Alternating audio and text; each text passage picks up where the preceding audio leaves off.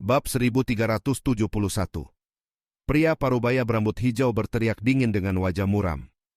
Ia menyatakan bahwa Luming menyimpan dendam terhadap kediaman penakluk laut, karena kedua putra saudaranya tewas di tangan Luming. Di hadapan semua orang, ia menegaskan bahwa Luming adalah musuh besar kediaman penakluk laut. Tatapannya menyapu seluruh area. Yang paling ia waspadai adalah para tokoh kuat dari berbagai benua lain, sedangkan terhadap Luming sendiri, ia justru tidak menunjukkan rasa takut. Para kaisar lain tidak mempermasalahkan jika Luming dibawa pergi, selama token kekacauan purba tetap ditinggalkan. Bagi mereka, tujuan utama tetap benda warisan itu. Pria berambut biru mendengus dingin. Baginya, membunuh Luming memang penting, tetapi token kekacauan purba tetap menjadi sasaran utama. Luming berdiri perlahan. Aura membunuh yang dingin dan tajam mulai menyebar dari tubuhnya. Ia memandang semua orang dengan tatapan tenang, lalu menyebut bahwa tempat itu bernama Gunung Kaisar Jatuh, karena pernah menjadi lokasi gugurnya seorang kaisar. Dan kini tempat itu akan menjadi kuburan baru bagi mereka. Ucapan itu langsung membakar amarah para penguasa. Tidak ada yang menyangka bahwa Luming berani mengucapkan ancaman seperti itu di hadapan lebih dari 20 ahli kuat, yang seluruhnya berada di atas tingkat kedua alam kerajaan bela diri. Namun sebelum siapapun sempat bereaksi lebih jauh, Luming sudah bergerak. Ia melesat ke langit dan langsung menyerang beberapa ahli tingkat kedua alam kerajaan bela diri. Raungan naga mengguncang udara. 9 aliran energi naga meledak serentak. Garis keturunan ketiga muncul, memancarkan energi besar ke seluruh tubuhnya. Domain kekacauan menyelimuti dirinya, lalu pedang urat naga ditebaskan dengan kekuatan hampir penuh. Serangan mendadak itu benar-benar di luar dugaan. Dalam satu tebasan, 3 ahli tingkat kedua alam kerajaan bela diri terbelah di bagian pinggang. Energi pedang menghancurkan roh spiritual mereka, membuat ketiganya tewas seketika. Pada saat yang sama, ruang di antara alis Luming bercahaya. Ia melangkah maju dan melambaikan tangan. 5 pedang terbang berbulu Phoenix melesat cepat sambil mengeluarkan jeritan nyaring yang mengguncang langit. Kelima pedang itu menembus dantian 5 ahli tingkat kedua lainnya, menghancurkan roh spiritual mereka tanpa ampun. Dalam satu serangan gabungan antara tubuh utama dan tubuh kedua, 8 ahli langsung tewas. Barulah para penguasa lain sadar dan segera menyerang. Berbagai serangan besar mengarah ke tubuh utama dan tubuh kedua Luming. Namun Luming sudah bergerak lebih dulu. Dengan bantuan mutiara angin beku yang dipadukan dengan teknik unsur angin, kecepatannya meningkat drastis hingga sulit ditangkap bahkan oleh seorang kaisar. Tubuhnya seperti bayangan kabur yang terus berpindah. Dalam satu kilatan, seorang ahli tingkat kedua kembali terbelah menjadi 2. Luming terus bergerak cepat sambil menghindari serangan dengan bantuan formasi yang muncul di ruang sekitarnya. 5 pedang terbang berbulu Phoenix terus melayang dan membunuh 1 ahli lagi. Kemudian ia mengangkat tangan. Ilustrasi 10.000 formasi muncul. Dalam sekejap tak terhitung formasi besar memenuhi langit. Ada formasi serangan, pertahanan, dan jebakan yang bercampur menjadi satu, membuat para penguasa kacau dan sulit bergerak.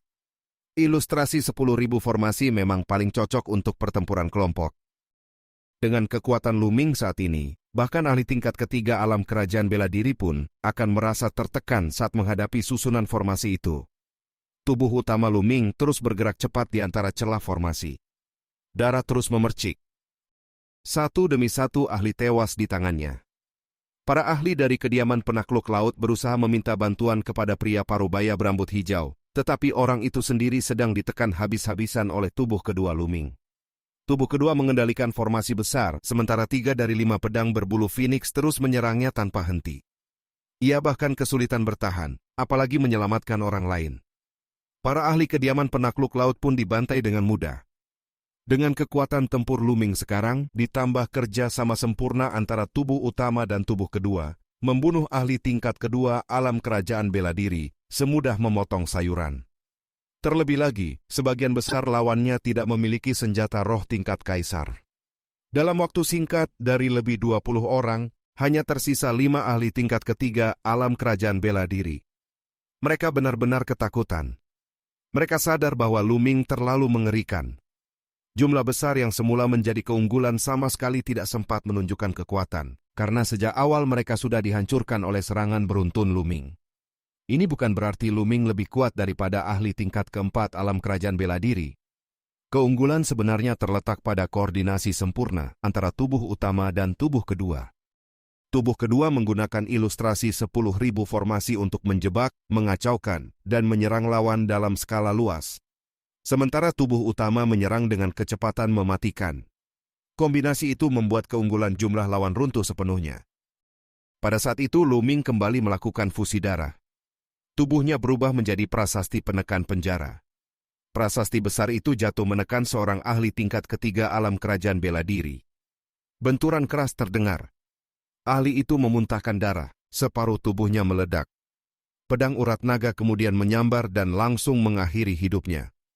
Prasasti penekan penjara terus menekan turun.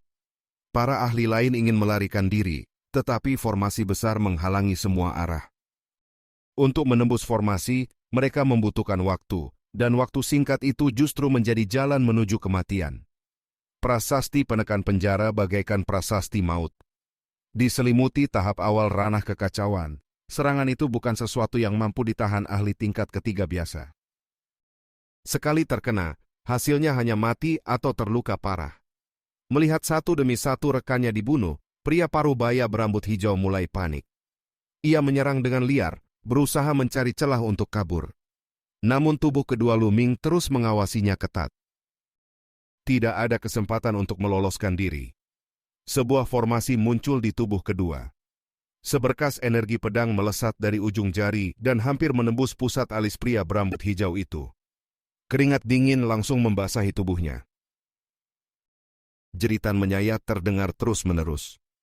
Tak lama kemudian semuanya kembali sunyi. Seluruh ahli tingkat ketiga alam kerajaan bela diri lainnya telah dibunuh oleh Lu Ming. Di seluruh medan itu, hanya pria parubaya berambut hijau yang masih tersisa. Bab 1372.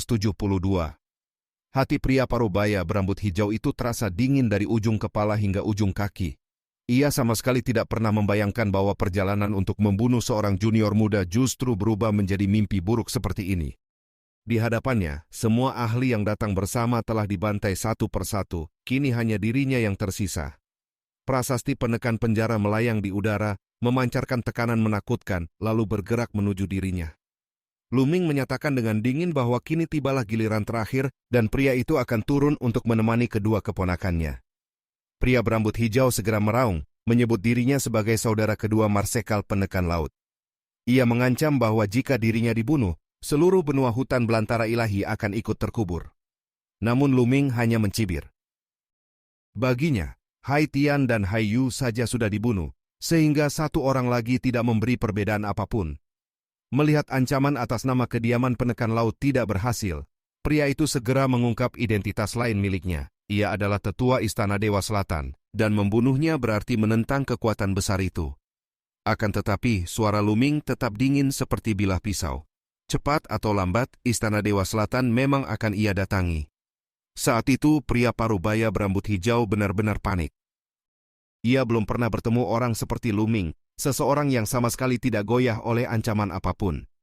Dalam kepanikannya, sebuah pedang terbang berbulu phoenix melesat melewati lehernya, meninggalkan garis darah tipis yang hampir memenggal kepalanya. Tubuhnya gemetar hebat. Setelah ancaman gagal, ia mulai memohon ampun. Ia berjanji akan memohon kepada kakaknya agar melepaskan Lu Ming jika dirinya dibiarkan hidup. Namun Lu Ming sama sekali tidak tergerak. Pria itu semakin kehilangan harga diri. Ia bahkan rela menjadi budak demi bertahan hidup. Meski seorang kaisar memiliki kekuasaan besar, umur panjang, dan kekuatan untuk mengguncang dunia, pada akhirnya mereka tetap manusia yang memiliki rasa takut. Bahkan justru karena telah menikmati kekuasaan besar, banyak kaisar lebih takut mati dibanding orang biasa. Pria parubaya berambut hijau itu adalah contoh paling jelas. Ketika lebih kuat dari orang lain, ia sombong dan memandang rendah siapapun. Namun saat kematian benar-benar berada di depan mata, ia jauh lebih buruk daripada manusia biasa. Lu Ming tetap tidak berubah. Niat membunuhnya turun tanpa ragu. Prasasti penekan penjara menekan dari atas, sementara tubuh kedua Lu Ming menyerang bersamaan. Hasilnya sudah tidak memiliki ketegangan sedikit pun. Meski pria berambut hijau itu berada di puncak tingkat ketiga alam kerajaan bela diri, menghadapi tubuh utama dan tubuh kedua Lu Ming secara bersamaan tetap mustahil baginya. Tak lama kemudian ia tewas dengan penuh ketidakrelaan. Dengan kematiannya, lebih dari 20 ahli kuat tingkat kedua ke atas seluruhnya musnah di tangan Lu Ming. Ditambah 5 orang yang sebelumnya dibunuh di kota naga kekaisaran, dapat dikatakan bahwa puncak kekuatan dari berbagai benua di bagian selatan gugusan benua reruntuhan ilahi telah mengalami pukulan besar. Setelah pertempuran ini, banyak benua akan memasuki masa kekosongan kekuatan. Tatanan lama pasti berubah, dan perang besar antar kekuatan kemungkinan segera meletus. Namun Lu Ming tidak tertarik memikirkan hal itu. Ia melambaikan tangan dan mengumpulkan lebih dari 20 cincin penyimpanan. Seluruh mayat para kaisar, baik utuh maupun rusak, juga dimasukkan ke dalam diagram gunung dan sungai. Darah dan esensi para kaisar adalah harta tak ternilai yang dapat dimanfaatkan oleh Xie Luan dan yang lainnya. Setelah semuanya selesai, Lu Ming bergerak menuju kota naga kekaisaran. Di luar kota, lebih dari 10 sosok menunggu dengan cemas. Xie Nianqing, Xie Luan, Xie Zhuyang, dan para petinggi aliansi naga, semuanya berdiri di sana. Meski mereka tahu, Lu Ming sering menciptakan keajaiban, tetap saja menghadapi gabungan ahli dari banyak benua membuat hati mereka tidak tenang. Tak lama kemudian, cahaya pelangi melintas di kejauhan. Sosok Lu Ming muncul. Mata Xie Nianqing langsung berbinar. Ia segera melangkah maju dengan penuh kekhawatiran. Selama masa ini, Xie Nianqing sebenarnya sedang berkultivasi tertutup untuk menerobos ke alam makhluk tertinggi, tetapi ketika mendengar kabar ini, ia langsung keluar. Lu Ming tersenyum tipis dan menyatakan bahwa dirinya baik-baik saja. Xie Luan lalu bertanya tentang para ahli dari benua lain. Tanpa banyak bicara, Lu Ming mengangkat tangan. Mayat-mayat para kaisar muncul di udara. Tubuh lengkap maupun yang tidak utuh memancarkan fluktuasi mengejutkan.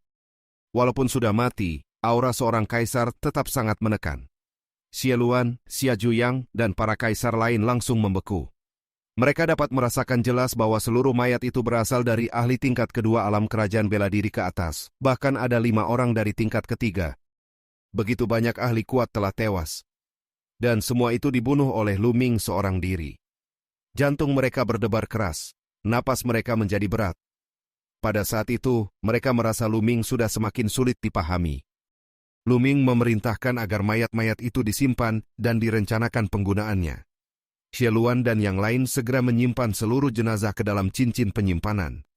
Lu Ming juga menyatakan bahwa cincin penyimpanan para kaisar yang berguna akan ia simpan sendiri, sedangkan yang tidak dibutuhkan akan dimasukkan ke perbendaharaan aliansi naga dan kelak dibagikan sesuai kontribusi masing-masing. Semua orang mengangguk. Setelah itu, mereka berpamitan dan pergi. Akhirnya hanya Lu Ming dan Xie Nianqing yang tersisa di langit. Di tengah keheningan, Xie Nianqing menanyakan rencana Lu Ming selanjutnya. Lu Ming tersenyum, lalu menggenggam tangan Xie Nianqing sambil menatap ke arah dalam kota naga kekaisaran.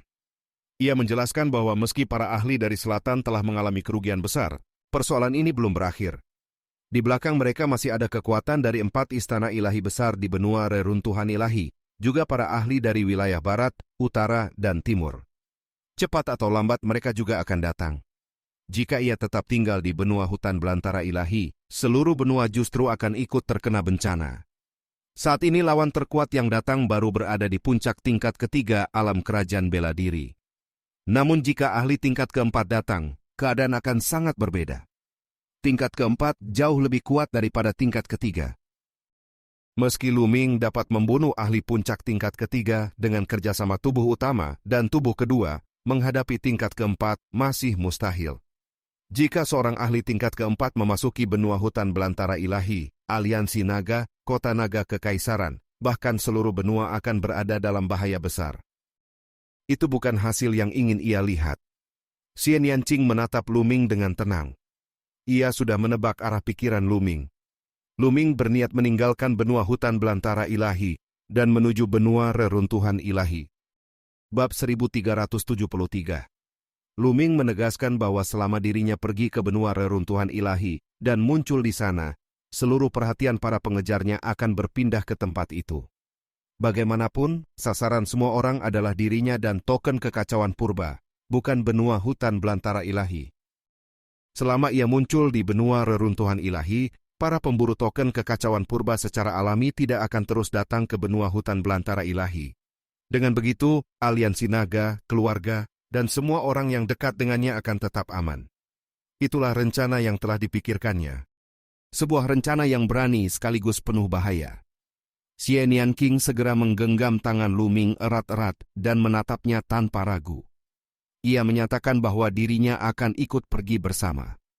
Setelah berpikir sejenak, Lu Ming akhirnya mengangguk. Senyum Xie Nianqing pun mengembang, begitu lembut dan memikat. Keesokan harinya, Lu Ming mengumpulkan seluruh petinggi aliansi naga dan menyampaikan keputusan tersebut. Pada awalnya Xie Luan, Xia Juyang, dan yang lainnya menentang keras, tetapi karena keputusan Lu Ming sudah bulat, mereka akhirnya tidak dapat berbuat banyak. Setelah pertemuan selesai, Lu Ming duduk berhadapan dengan Xie Luan di halaman belakang aliansi naga. Ia menyampaikan bahwa dirinya tidak tahu kapan akan kembali, sehingga untuk sementara seluruh aliansi naga harus diserahkan kepada Xie Luan. Xie Luan tampak terkejut. Lu Ming kemudian menjelaskan bahwa kurang dari setahun lagi waktu yang dijanjikan dengan sekte Yuan Lu di Lembah Dewa Naga akan tiba. Jika perjalanan ke benua reruntuhan ilahi tertunda terlalu lama, sangat mungkin utusan dari Lembah Dewa Naga datang ketika dirinya belum kembali dan langsung berangkat ke Yuan Lu. Xie Luan terdiam cukup lama. Akhirnya ia menyatakan dengan sungguh-sungguh bahwa selama dirinya masih hidup, aliansi naga dan keluarga Lu Ming pasti akan tetap aman. Lu Ming tersenyum dan menyampaikan rasa terima kasihnya. Ia juga mengingatkan bahwa janji lama tidak pernah ia lupakan. Jika suatu hari ia sudah memiliki pijakan kokoh di Yuan Lu, ia pasti akan merekomendasikan Xie Luan masuk ke sekte besar. Xie Luan mengangkat gelas dengan penuh hormat. Setelah itu, Lu Ming pergi makan malam bersama Lu Yuntian dan Li Ping. Keesokan harinya, ia membawa Xie Nianqing dan resmi berangkat menuju benua reruntuhan ilahi.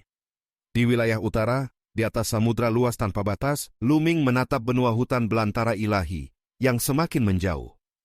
Tatapannya dipenuhi perasaan rumit. Ia tidak tahu kapan dapat kembali lagi. Xie Nianqing berdiri diam di sampingnya, tanpa mengucapkan apapun. Setelah lama terdiam, Lu Ming tersenyum tipis, menggenggam tangannya, lalu berbalik melanjutkan perjalanan. Kali ini ia hanya membawa Xie Nianqing. Tu Qian ditinggalkan di keluarga Lu untuk menjaga keselamatan mereka.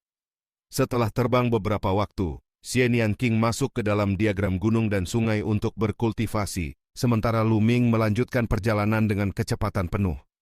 Ia harus secepat mungkin mencapai benua reruntuhan ilahi, karena keterlambatan sedikit saja bisa mengubah banyak hal.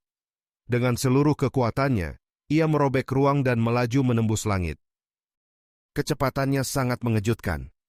Perjalanan penuh semacam itu memang menguras energi besar, tetapi Lu Ming memiliki tubuh kedua. Ketika energi tubuh utama habis, tubuh utama masuk ke diagram gunung dan sungai untuk memulihkan diri, sementara tubuh kedua melanjutkan perjalanan. Dengan cara itu, kecepatannya hampir tidak pernah berkurang. Kini kecepatannya sedikit lebih cepat daripada ahli biasa tingkat ketiga alam kerajaan bela diri. Siang malam ia terus melaju. Hanya dalam beberapa hari, benua reruntuhan ilahi sudah terlihat. Dulu menempuh perjalanan yang sama dengan badak petir agung membutuhkan waktu berbulan-bulan, tetapi sekarang kecepatannya sudah puluhan kali lipat lebih tinggi. Tatapan Lu Ming menjadi dingin. Ia kembali ke benua reruntuhan ilahi. Sesampainya di sana, ia terlebih dahulu mencari tempat sepi untuk menelan batu kasar dan memulihkan energi sampai mencapai puncak. Setelah itu, sasaran pertamanya langsung diputuskan. Kediaman Marsekal Penekan Laut akan menjadi target pertama. Cara tercepat untuk membuat seluruh gugusan benua reruntuhan ilahi mengetahui kedatangannya sangat sederhana, yaitu dengan menciptakan kekacauan besar. Tak lama kemudian Lu Ming tiba di kediaman besar Marsekal Penekan Laut. Tempat itu berada di pusat sebuah kota kuno raksasa, berupa deretan istana megah yang saling terhubung. Lu Ming muncul di langit di atas kota kuno tanpa menyembunyikan aura sedikit pun. Tekanan menakutkan langsung menyelimuti seluruh kota.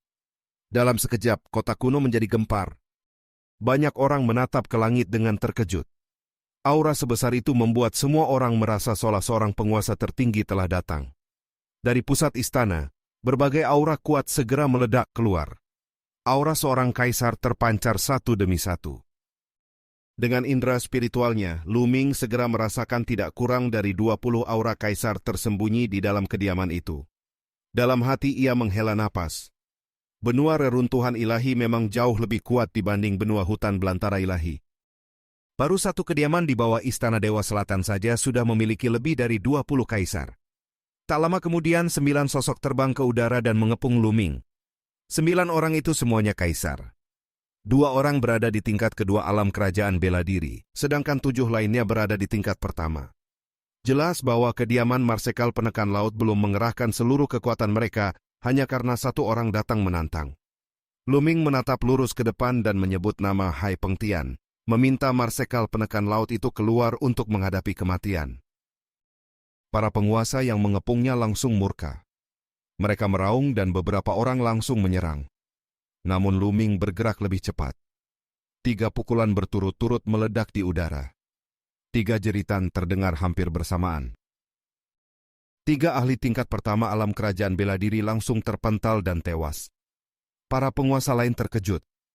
Mereka tidak menyangka pemuda ini begitu ganas, berani membunuh di hadapan kediaman Marsekal Penekan Laut tanpa ragu. Tetapi Luming tidak berhenti. Dengan teknik unsur angin, ia melesat menuju 5 orang lainnya. Setiap pukulannya membawa kekuatan dahsyat. Baik ahli tingkat pertama maupun tingkat kedua, semuanya tidak mampu menahan 1 pukulan pun. Dalam 5 serangan, 5 kaisar tersisa semuanya tewas. Di bawah langit kota kuno, semua ahli bela diri yang menyaksikan kejadian itu tercengang. Mereka tidak pernah melihat pemuda-muda dengan kekuatan seteror ini. Membunuh kaisar terasa semudah menyembelih hewan. Saat itulah seluruh kota kuno bergetar hebat. Dari pusat istana, beberapa aura besar yang mengguncang bumi meledak bersamaan. Beberapa sosok muncul di hadapan Luming. Niat membunuh mereka begitu dingin hingga udara sekitar seolah membeku. Seseorang di kota berseru bahwa Marsekal Agung telah muncul. Orang terdepan berambut hijau lebat dan wajahnya sangat mirip dengan pria paruh baya berambut hijau yang dulu menyerbu benua hutan belantara ilahi. Dialah Hai Pengtian, Marsekal Penekan Laut. Aura Hai Pengtian sangat mengerikan, seolah dirinya menguasai seluruh langit dan bumi. Pupil Luming menyusut. Ia langsung merasakan tekanan besar. Hai Pengtian ternyata adalah ahli tingkat 4 alam kerajaan bela diri. Bab 1374. Aura Hai Pengtian yang berada di tingkat keempat alam kaisar bela diri meledak sepenuhnya, menekan ruang di sekitarnya hingga Luming merasakan tekanan besar. Di belakang Hai Pengtian berdiri 2 orang tua yang masing-masing berada di tingkat ketiga alam kerajaan bela diri. Pada saat yang sama lebih banyak sosok melesat dari bawah dan berdiri di belakang Hai Pengtian. Jumlah mereka lebih dari 10 orang, semuanya kaisar. Para ahli di bawah alam kaisar bahkan tidak berani mendekat. Tekanan yang memenuhi udara sudah cukup untuk membuat para ahli tingkat tertinggi sulit bernapas. Hai Pengtian menatap Luming dengan dingin.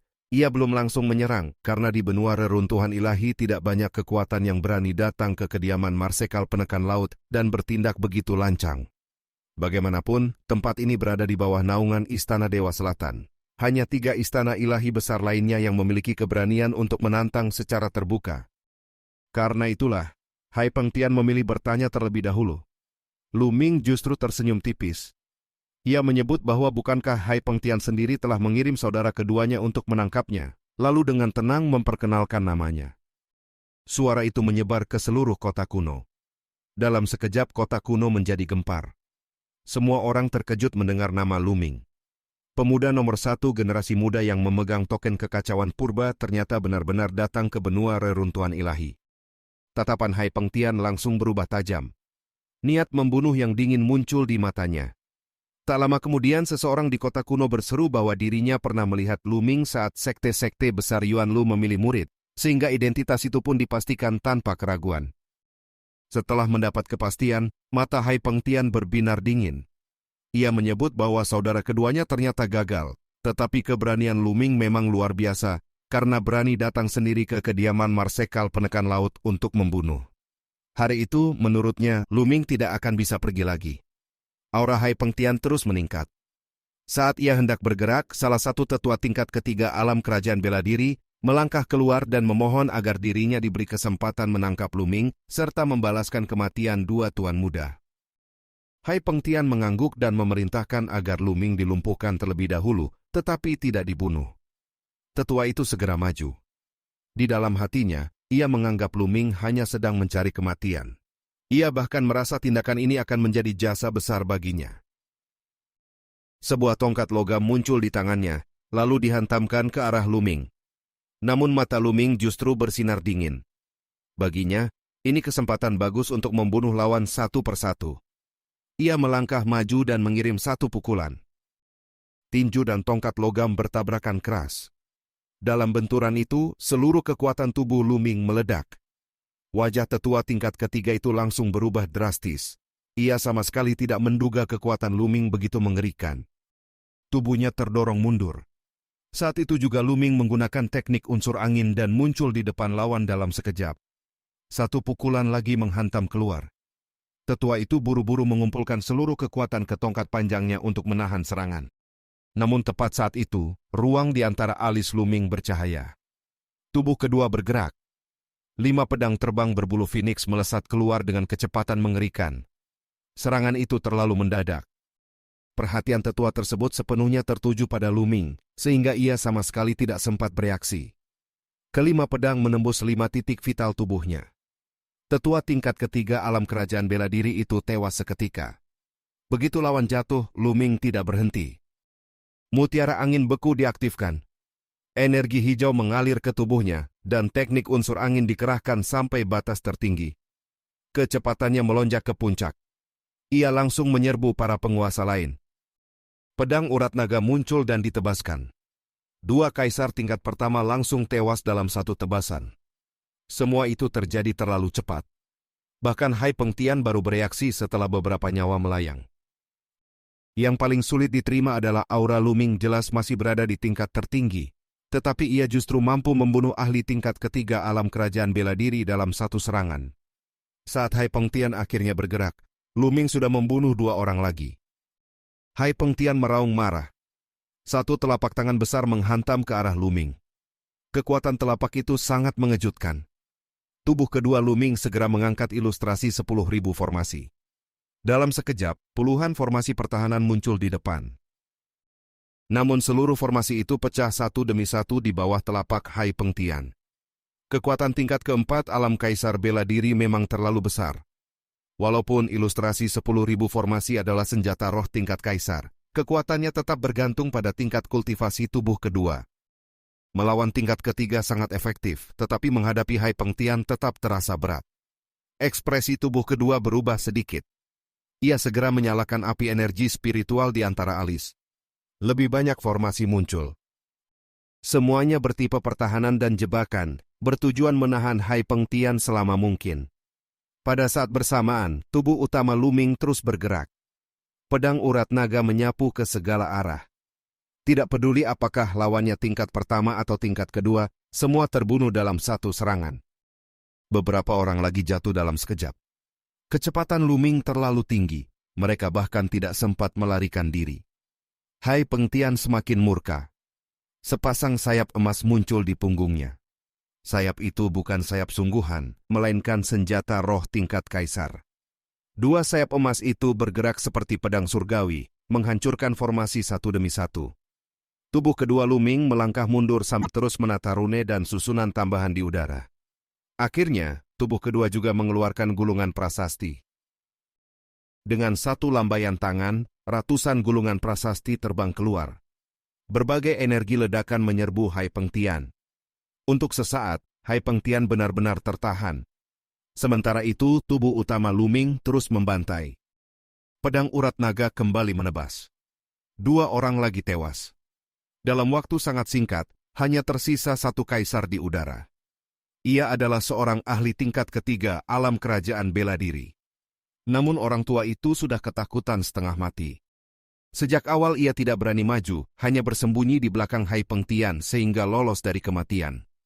Pada saat itu, hampir seluruh kaisar di kediaman Marsekal Penekan Laut telah dibantai oleh Luming. Bab 1375. Di kota kuno itu, seluruh orang yang menyaksikan kejadian tersebut benar-benar tercengang. Kediaman Marsekal Penekan Laut adalah kekuatan besar yang namanya mengguncang wilayah ratusan juta mil. Selama ini mereka dikenal sangat kuat dan tak tersentuh. Tidak pernah sebelumnya mereka dipukul sampai sedemikian parah. Lebih dari 20 penguasa tewas dalam satu pertempuran. Bahkan bagi raksasa seperti Istana Dewa Selatan, kehilangan sebesar itu tetap merupakan luka yang sangat berat. Mata Hai Pengtian memerah. Semua yang mati adalah bawahannya sendiri. Dalam sekejap, fondasi kekuatan yang dibangunnya runtuh total. Ia tahu dengan jelas bahwa kedudukannya sebagai marsekal penekan laut telah berakhir. Dengan amarah yang meledak, Hai Pengtian meraung keras. Sepasang sayap emas di punggungnya memancarkan cahaya tajam, lalu menyapu dan menghancurkan seluruh formasi yang tersisa di udara. Tubuhnya melesat menuju Luming dengan kecepatan luar biasa. Namun Luming justru tertawa. Ia menyatakan bahwa permainan hari itu cukup sampai di sana. Tubuh utama segera masuk ke dahi tubuh kedua, lalu teknik unsur angin dikerahkan hingga puncak. Sosoknya berubah menjadi cahaya dan melesat jauh. Hai Pengtian mengejar dengan seluruh kekuatan. Aura tingkat keempat alam kaisar bela diri dikerahkan sepenuhnya. Sayap emas terus mengepak, merobek langit. Saat jarak mulai melebar, Luming tertawa lagi dan sengaja meninggalkan satu kalimat. Ia memberitahukan bahwa saudara kedua Hai Pengtian telah dibunuh olehnya. Ucapan itu membuat dada Hai Pengtian terasa sesak. Hampir saja ia memuntahkan darah. Dengan kemarahan yang nyaris meledak, ia terus memaksa kecepatan untuk mengejar. Namun dengan bantuan mutiara angin beku, kecepatan Luming sedikit lebih tinggi. Semakin lama, jarak di antara mereka semakin jauh. Kurang dari 1 jam kemudian, bayangan Luming sepenuhnya lenyap dari pandangan. Hai Pengtian akhirnya berhenti dengan enggan, lalu mengeluarkan raungan penuh kebencian bahwa suatu hari ia pasti akan menangkap Luming. Beberapa hari kemudian, kabar tentang kedatangan Luming di benua reruntuhan ilahi menyebar seperti badai. Berita bahwa ia menyerbu kediaman marsekal penekan laut, membunuh lebih dari 20 kaisar, lalu mundur tanpa terluka, mengguncang seluruh benua reruntuhan ilahi bahkan menyebar ke benua-benua lain. Seluruh wilayah bergolak. Banyak orang yang sebelumnya memburu Luming mulai menilai ulang kekuatannya. Beberapa kaisar yang lebih lemah mulai mundur. Namun para ahli kuat yang benar-benar percaya diri justru semakin tertarik. Dalam waktu singkat, banyak ahli menakutkan berkumpul di wilayah selatan Istana Dewa Selatan untuk memburu Luming. Sebagian besar berasal dari Istana Dewa Timur, Istana Dewa Utara, dan Istana Dewa Barat. Selama Luming muncul di suatu tempat, para ahli akan segera bergerak menuju lokasi itu. Di antara semua orang, Hai Pengtian menjadi yang paling aktif memburu. Waktu berlalu 1 bulan. Selama 1 bulan itu, Luming sesekali muncul di berbagai tempat, lalu menghilang kembali dalam gelap. Tujuannya jelas. Ia ingin seluruh dunia tahu bahwa dirinya berada di benua reruntuhan ilahi. Dengan begitu, para ahli itu tidak akan lagi pergi ke benua hutan belantara ilahi untuk mencari dirinya. Sementara itu di dalam Istana Dewa Selatan, 10 tokoh tertinggi berkumpul di aula besar. Mereka adalah kepala dari 10 keluarga besar, sekaligus 10 orang dengan kedudukan tertinggi di seluruh Istana Dewa Selatan. Pertemuan itu secara khusus membahas persoalan Luming. Salah seorang membuka pembicaraan dengan menanyakan langkah apa yang harus diambil terhadap Luming. Kepala keluarga Wang Sheng segera menyatakan bahwa para ahli harus dikirim untuk menangkap Luming, karena token kekacauan purba masih berada di tangannya. Wang Sheng mengenakan jubah putih susu dan memiliki aura halus, tetapi suaranya tegas. Di sampingnya, kepala baru keluargamu juga mendukung usulan itu. Ia menyatakan bahwa Luming harus ditangkap, bahkan jika perlu kultivasinya dilumpuhkan asalkan tidak dibunuh. Kepala baru keluargamu itu menggantikan posisi kepala lama yang sebelumnya mati di inti reruntuhan ilahi saat mengejar Luming bersama Tuan Muda Lin dari Sekte Dewa. Namun saat itu suara lain terdengar. Ji Feng, kepala keluarga Ji sekaligus ayah Ji Hongchen, menyatakan ketidaksetujuan. Tatapan Wang Sheng langsung menjadi dingin. Ia menuduh Ji Feng ingin membantu Luming karena putrinya memiliki hubungan dengan pemuda itu. Ji Feng menanggapinya dengan tatapan penuh penghinaan. Menurutnya, sekarang Long Chen sudah berada di tangan Istana Dewa Selatan. 3 istana ilahi besar lain sudah sangat iri. Jika Istana Dewa Selatan juga menangkap Luming, maka 3 istana besar lain bisa saja bergabung dan menyerang mereka. Saat itu, Istana Dewa Selatan akan menghadapi tekanan yang jauh lebih besar. Ucapan itu membuat aula menjadi hening. Setelah beberapa saat, beberapa kepala keluarga lain mulai menyetujui pendapat Ji Feng. Mereka menilai bahwa untuk saat ini Istana Dewa Selatan tidak perlu ikut campur dalam urusan Luming. Kepala keluargamu masih tidak rela. Baginya, Luming telah membunuh lebih dari 20 kaisar dari kediaman marsekal penekan laut, dan membiarkannya begitu saja terasa terlalu berat. Namun yang lain berpendapat bahwa jika Luming jatuh ke tangan 3 istana ilahi lain, nasibnya pasti lebih buruk daripada kematian. Istana Dewa Selatan cukup fokus menjaga Long Chen. Lagi pula, untuk memasuki reruntuhan ilahi, token esensi campuran sudah cukup. Biarlah Luming diperebutkan pihak lain. Akhirnya Wang Sheng dan kepala keluargamu hanya bisa berkompromi. Sementara itu, di bagian selatan benua reruntuhan ilahi, pada sebuah pegunungan liar yang sangat tersembunyi dan dipenuhi energi iblis, Luming dan Xian Yanqing muncul. Tempat itu jarang didatangi orang, kecuali ahli yang mendalami jalur iblis. Luming meminta Xian Yanqing tinggal di sana sementara waktu untuk berkultivasi. Namun Xian Yanqing langsung menatapnya tajam. Ia tahu Luming sedang menyembunyikan niat tertentu dan tidak ingin ditinggalkan. Luming tersenyum pahit dan meyakinkannya bahwa dirinya akan baik-baik saja.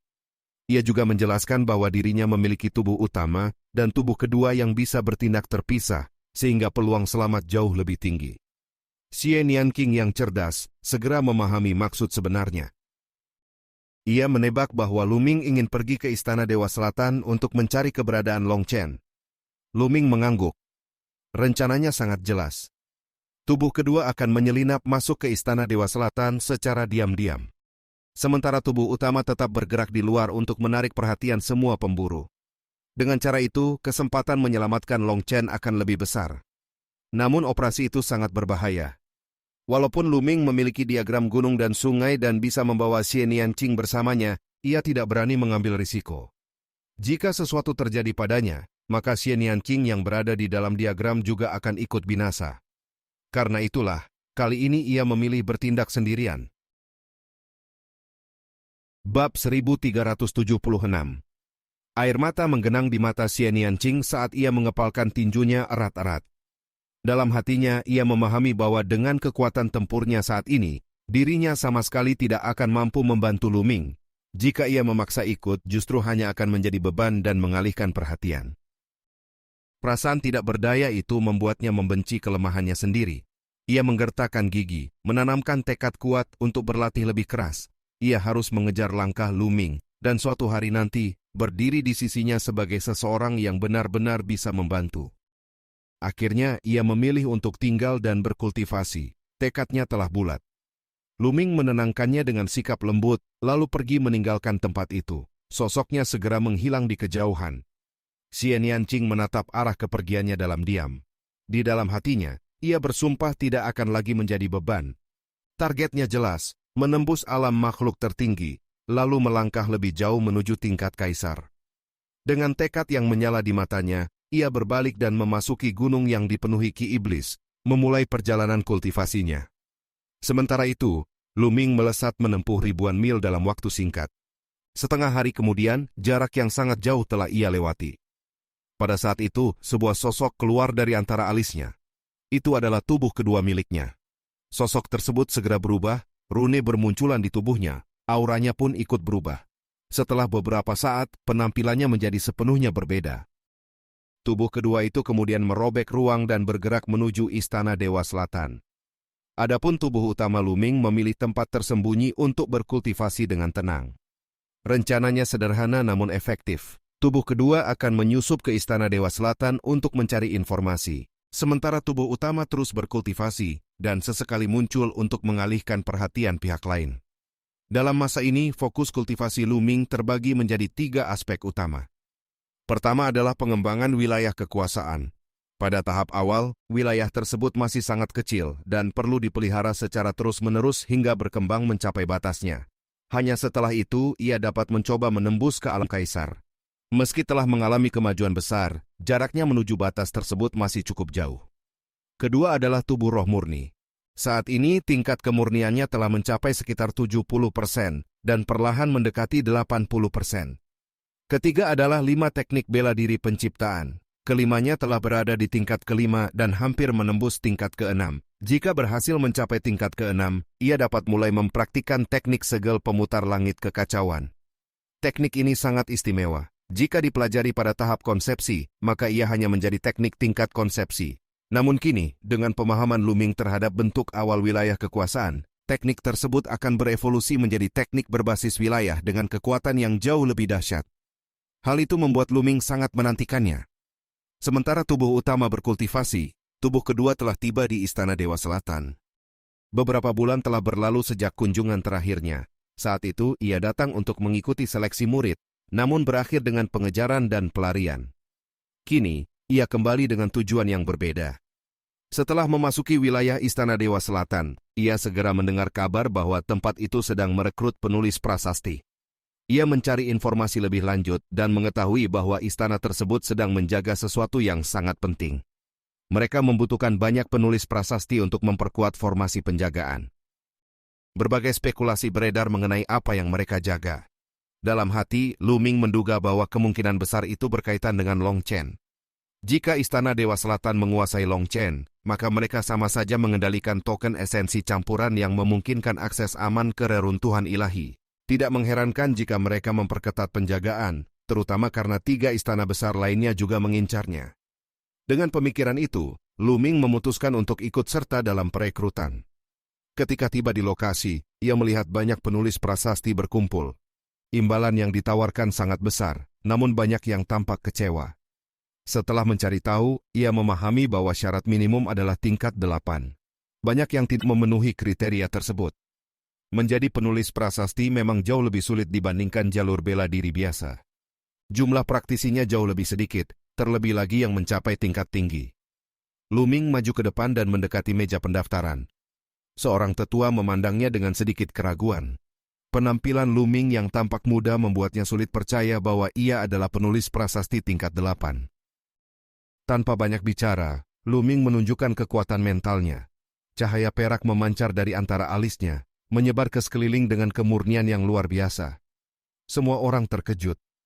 Tetua itu merasakan tekanan besar dari energi mental tersebut. Baginya, kekuatan itu terasa seperti berasal dari tingkat yang jauh lebih tinggi. Meski Luming telah menekan kekuatannya dan menyamarkan warnanya, esensi kemurnian itu tidak bisa disembunyikan sepenuhnya. Ia adalah seorang kaisar dengan fondasi sempurna, warisan luar biasa, dan api mental yang telah ditempa hingga tingkat tertinggi. Sikap tetua itu segera berubah. Ia menjadi jauh lebih ramah dan segera mendaftarkan Luming, lalu memberinya kartu giok. Luming menunggu bersama yang lain. Setelah beberapa jam, proses perekrutan selesai. Total ada 7 penulis prasasti tingkat 8 yang diterima. Mereka kemudian dipimpin menuju bagian dalam Istana Dewa Selatan, menuju lokasi penjagaan yang telah ditentukan. Perjalanan penyusupan Luming pun resmi dimulai. Bab 1377. Di kedalaman Istana Dewa Selatan berdiri sebuah gunung besar yang memancarkan aura megah dan menempati wilayah yang sangat luas. Setelah membawa mereka ke sana, tetua perekrut berhenti di pinggiran gunung tersebut. Luming mengamati sekeliling dan menemukan pemandangan yang mengejutkan. Di area itu, terdapat setidaknya 100 ahli prasasti, dan semuanya berada di tingkat 8. Seluruh tepi gunung diselimuti oleh sebuah formasi besar yang kompleks.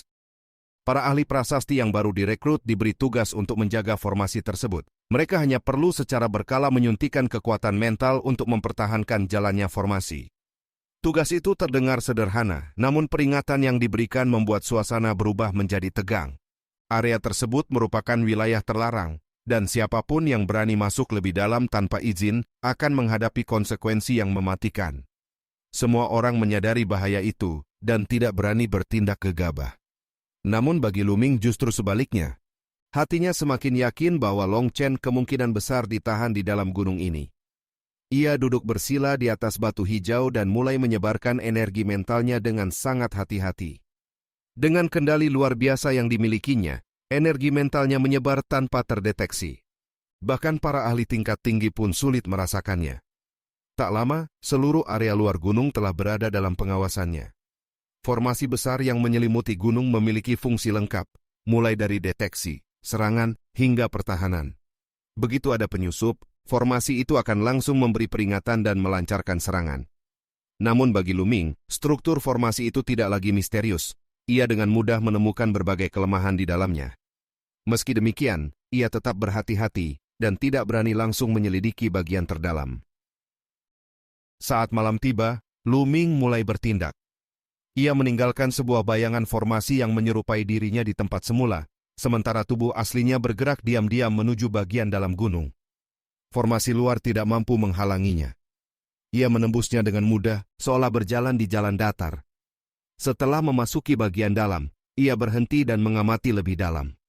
Dalam pandangannya, formasi demi formasi tampak berputar, menyingkap rahasia yang tersembunyi.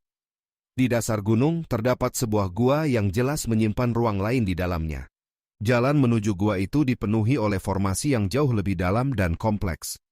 Lu-Ming segera mengenali jenis formasi tersebut. Itu adalah susunan rantai energi alam agung. Formasi ini tidak memiliki kekuatan serangan maupun pertahanan, namun kemampuannya dalam mendeteksi sangatlah luar biasa.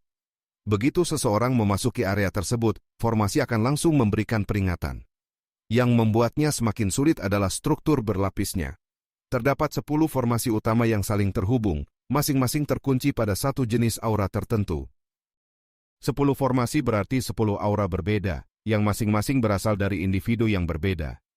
Untuk menembus formasi ini tanpa memicu alarm, satu-satunya cara adalah menggunakan aura dari ke-10 orang tersebut untuk membuat token khusus. Tanpa itu, sekecil apapun gangguan akan langsung terdeteksi. Lu-Ming memahami bahwa jika Long Chen benar-benar berada di dalam, maka begitu alarm berbunyi, pihak Istana Dewa Selatan akan segera memindahkannya. Bahkan jika ia memaksa masuk, usahanya akan sia-sia. Ia harus menemukan cara untuk menembus formasi ini secara diam-diam. Namun masalah terbesarnya adalah ia tidak mengetahui siapa pemilik 10 aura tersebut. Setelah mengamati lebih lanjut, ia mundur dan kembali ke posisi semula. Dalam pikirannya ia mencoba menyusun kemungkinan. Istana Dewa Selatan dikenal dipimpin oleh 10 keluarga besar. Ada kemungkinan bahwa aura dalam formasi itu berasal dari para pemimpin keluarga tersebut. Jika benar demikian, maka mendapatkan 10 aura itu akan menjadi tugas yang sangat sulit. Selama beberapa hari berikutnya, Lu-Ming terus memikirkan cara, namun belum menemukan solusi. Hingga pada malam ke-8, sesuatu yang tidak terduga terjadi. Sebuah bayangan melintas cepat di pegunungan.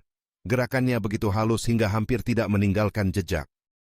Para ahli prasasti lain tidak menyadarinya sama sekali. Namun Lu-Ming yang memiliki persepsi tajam berhasil menangkap keberadaan sosok tersebut. Sosok itu tampak sangat familiar dengan formasi di luar. Ia bergerak cepat menembusnya dan menuju ke dalam gunung. Tanpa ragu, Lu-Ming mengikuti dari belakang.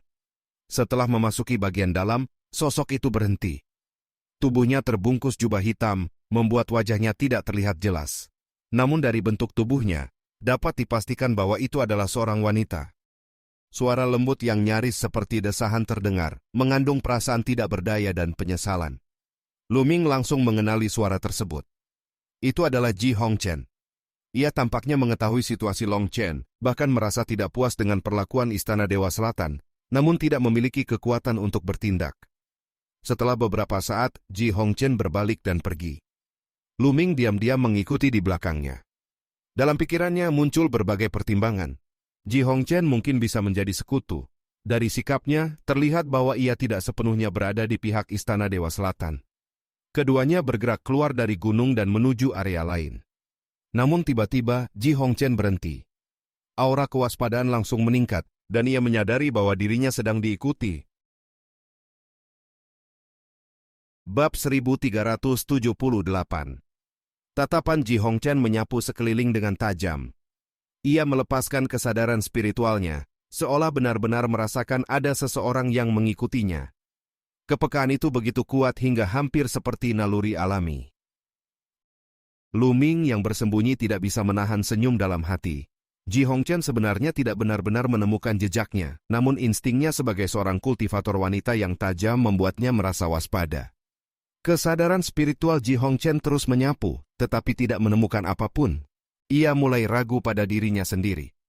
Saat ia hendak melanjutkan langkah, tiba-tiba sosok seorang pemuda muncul di hadapannya tanpa suara. Kemunculan itu begitu mendadak hingga membuatnya terkejut dan tanpa sadar mundur. Pemuda itu menatapnya dengan senyum tenang, seolah tidak memiliki niat jahat. Karena penampilan Lu-Ming telah berubah sebelumnya, Ji Hongchen tidak mengenalinya.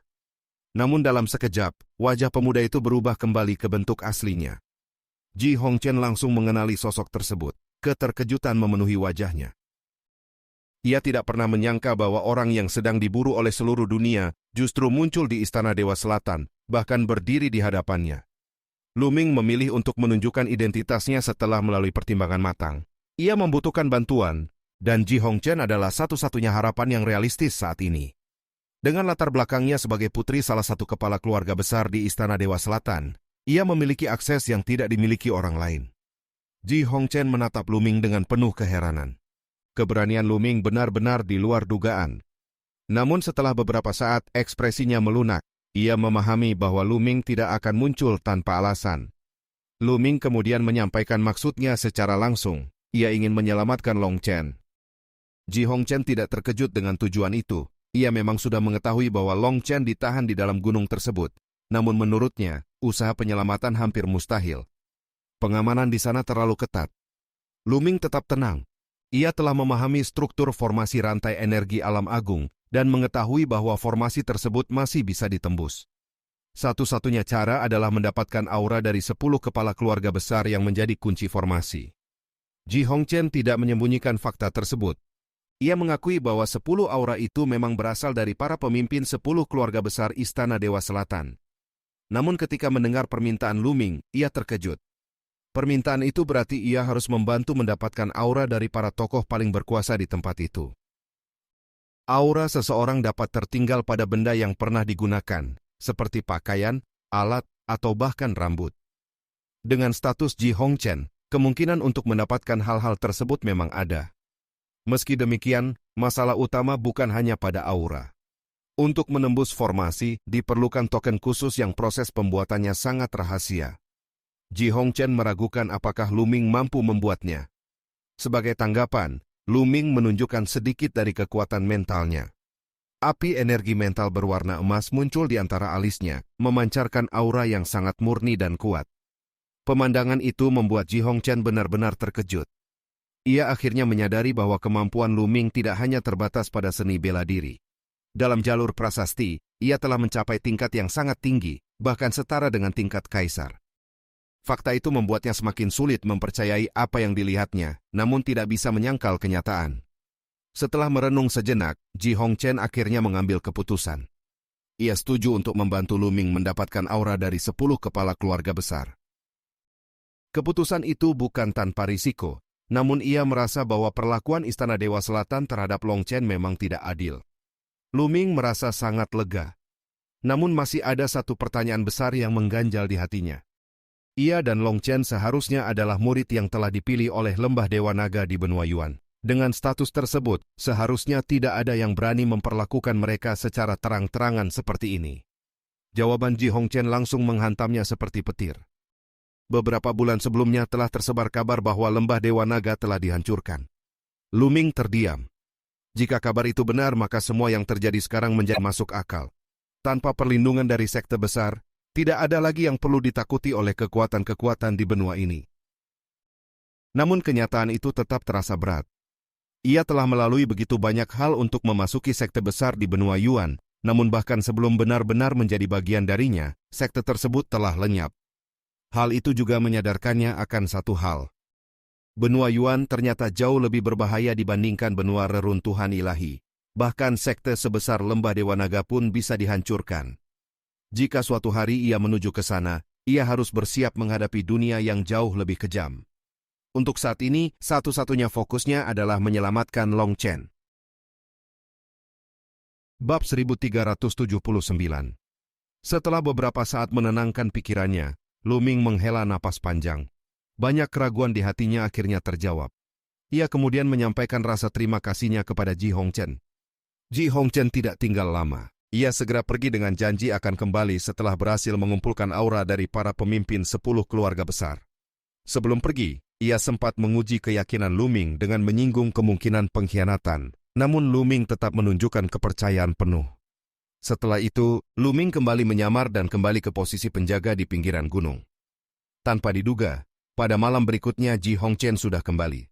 Ia membawa sebuah cangkir teh giok yang pernah digunakan oleh ayahnya. Benda itu mengandung aura yang dibutuhkan. Lu Ming menerimanya dengan gembira. Setelah Ji Hongchen pergi, ia segera mulai bekerja.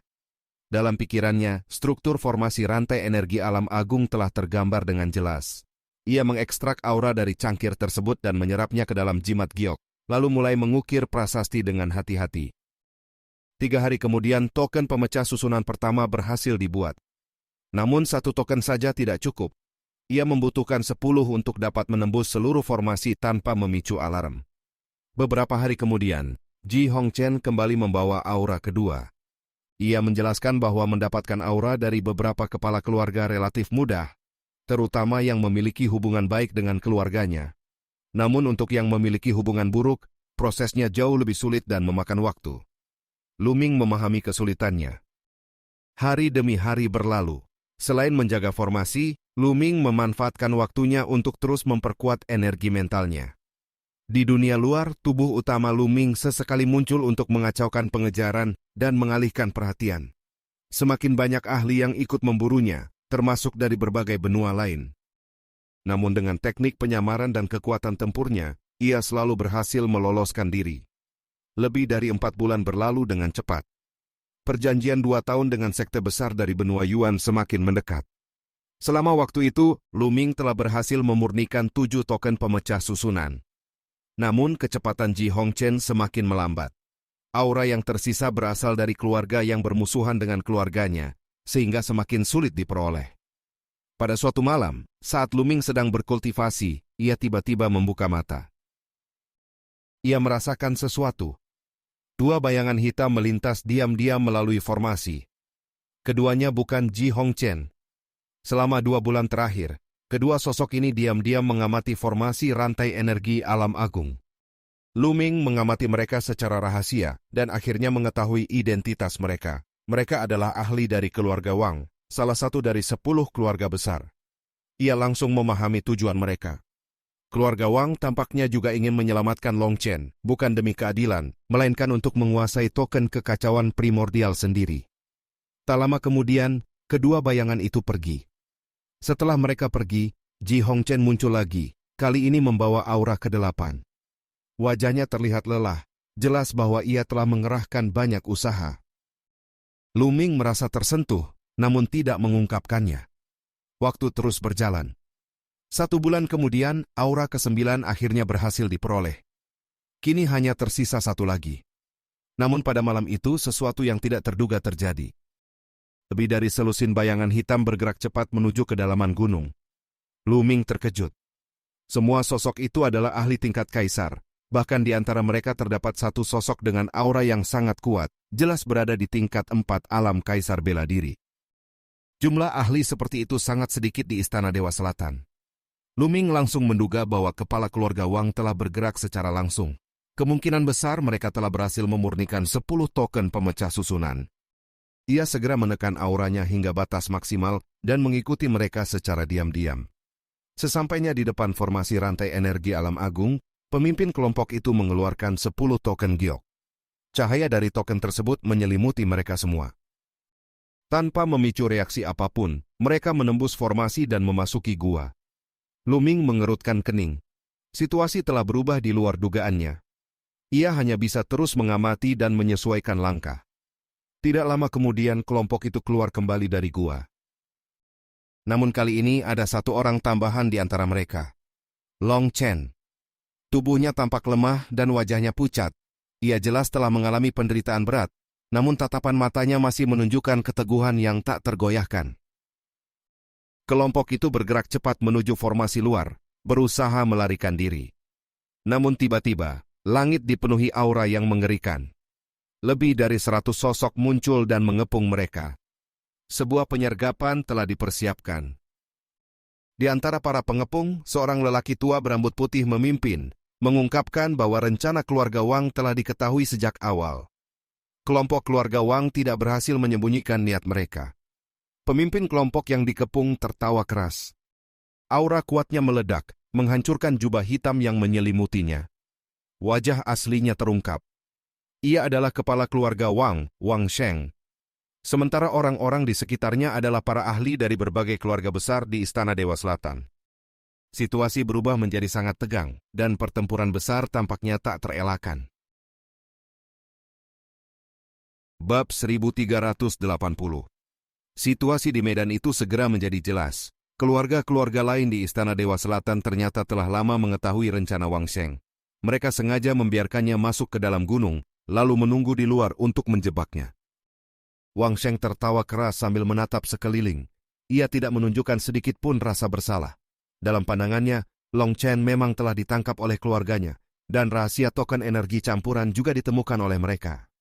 Ia merasa berhak atas semuanya. Namun pihak lain tidak menerima alasan itu. Mereka menegaskan bahwa tanpa pengendalian bersama, tidak mungkin satu keluarga mampu menjaga token tersebut dari ancaman 3 istana dewa lainnya. Perdebatan itu dengan cepat berubah menjadi ancaman terbuka. Aura kuat meledak dari tubuh para ahli. Tekanan luar biasa menyelimuti Wang Sheng dan kelompoknya, seperti badai yang siap menelan segalanya. Kelompok Wang Sheng yang berjumlah sedikit tampak seperti perahu kecil di tengah lautan luas, seolah bisa tenggelam kapan saja. Di kejauhan, para ahli prasasti yang menjaga pinggiran gunung mundur dengan panik. Tidak ada yang berani mendekat. Pertempuran tingkat ini terlalu mengerikan. Lu Ming berdiri di antara kerumunan, menahan diri, dan menunggu kesempatan. Tiba-tiba, ia merasakan sesuatu dari arah utara. Tekanan yang mengerikan mendekat dengan cepat. Ruang angkasa terbelah, dan ratusan sosok muncul dari dalamnya. Mereka berdiri di langit dengan aura yang menakutkan. Semua adalah ahli tingkat kaisar. Kedatangan mereka langsung mengubah situasi. Aura mereka menekan para ahli istana Dewa Selatan, menciptakan benturan kekuatan yang mengguncang langit dan bumi. Para ahli istana Dewa Selatan segera mengenali mereka sebagai pasukan dari istana Dewa Utara. Kemarahan meledak. Ternyata Wang Sheng telah bekerja sama dengan pihak luar. Namun Wang Sheng tidak menyangkal. Baginya, itu hanyalah kerjasama untuk mencapai tujuan. Tanpa banyak kata, kedua pihak langsung bertempur.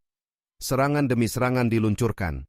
Langit dipenuhi cahaya yang menyilaukan, sementara bumi bergetar hebat. Ratusan kaisar bertarung dalam satu medan. Gelombang energi yang terlepas saja sudah cukup untuk menghancurkan gunung menjadi abu. Para kultivator di bawah tingkat kaisar melarikan diri sejauh mungkin. Seluruh istana Dewa Selatan menjadi terang oleh formasi prasasti yang diaktifkan. Di saat yang sama, lebih banyak ahli terus berdatangan untuk memperkuat pihak mereka. Sebagai tuan rumah, istana Dewa Selatan perlahan mulai mendapatkan keunggulan. Meski istana Dewa Utara adalah yang terkuat di antara 4 kekuatan besar, mereka tidak datang dengan seluruh kekuatan. Menghadapi serangan balik yang terus bertambah, mereka mulai terdesak. Langit dipenuhi hujan darah. Satu demi satu tubuh kaisar jatuh dari udara. Pertempuran mencapai tingkat yang sangat brutal. Di sisi lain, pertarungan antara para ahli tingkat tinggi berlangsung lebih dahsyat lagi. Ji Feng, salah satu kepala keluarga, menghadapi Wang Sheng secara langsung.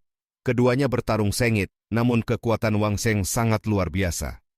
Dengan cahaya suci yang menyelimuti tubuhnya, ia mampu menahan serangan lawan dan bahkan memaksa mereka mundur. Sambil bertarung, ia memerintahkan anak buahnya untuk membawa Long Chen keluar dari medan pertempuran. Ia berniat menahan semua musuh seorang diri. Namun rencana itu tidak berjalan mulus. Saat para bawahannya mencoba melarikan diri, sesuatu yang tidak terduga terjadi. Mata Long Chen tiba-tiba berubah merah, memancarkan aura liar yang mengerikan. Raungan keras menggema, bukan seperti suara manusia, melainkan seperti makhluk purba yang bangkit dari tidur panjang. Seekor gajah naga purba raksasa muncul di atasnya, memancarkan tekanan yang luar biasa.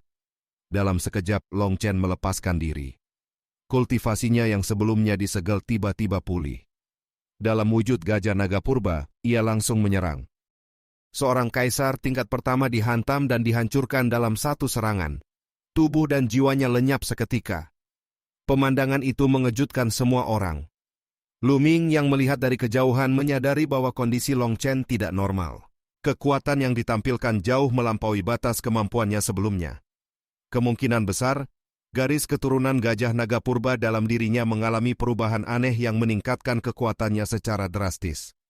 Setelah menghancurkan satu lawan, Long Chen terus menyerbu, memukul mundur 2 kaisar lainnya, lalu mencoba melarikan diri. Namun seorang ahli tingkat 3 segera menghadangnya. Dengan satu serangan, tubuh gajah naga purba itu terpukul mundur dan hancur. Long Chen kembali ke bentuk manusia. Ahli itu mendekat dengan niat kejam. Selama Long Chen tidak mati, token energi campuran masih bisa digunakan. Situasi kembali berada di ambang bahaya. Di tengah kekacauan pertempuran besar, nasib Long Chen kembali berada di ujung tanduk.